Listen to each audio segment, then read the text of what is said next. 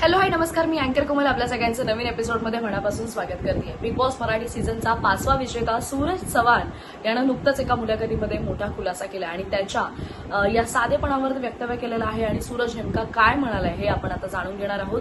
Big boss Marathi season 5चा विजेता सूरज चव्हाण हा कायमच चर्चेत असतो. टिकटॉक स्टार, रील स्टार म्हणून प्रसिद्ध झालेल्या सूरजने सोशल मीडियावर एक आगळी वेगळी ओळख आपली स्वतःची निर्माण केली.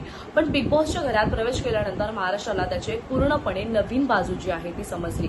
अशातच सुरुवातीला सगळ्यांनी एकच मत दिले की सूरज खूप साधा भोळा आहे. त्याच्या देखाव्यावरून, रील्सवरून अनेकदा त्याची थट्टा उडवली गेली. भोळा म्हणून त्याची फसवणूकही झाली आणि त्याला कमी लेखले गेले. पण तो खरंच भोळा आहे की नाही याचं उत्तर सूरजनं स्वतः दिलं. नुकत्याच झालेल्या एका मुलाखतीमध्ये सूरज म्हणाला, एडे चाळे केले म्हणून इथपर्यंत पोहोचलो. एडे चाळे न करता कोणी फेमस होत नाही. लोक तुम्हाला बघतही नाहीत. सगळे एडा म्हणतात, पण या एड्या शहाण्यालाही मागे टाकून जातो आणि पेड्या खातो, तोही देवाचा मोदकासारखा.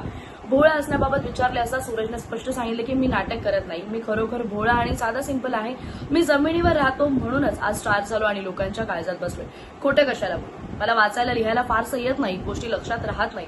पण भोळा म्हणजे शिवशंभूचा लेख. बुद्धी कमी पण ज्ञान खूप आहे, असं त्याने वक्तव्य केलेलं आहे. बिग बॉस जिंकल्यानंतर सूरजनं केदार शिंदे यांच्या झापक झुपक चित्रपटात काम केलं. हा सिनेमा थिएटरमध्ये फारसं चालला नाही, तरी सूरजला मोठ्या पडद्यावर पाऊल टाकण्याची संधी जी आहे ती मिळाली.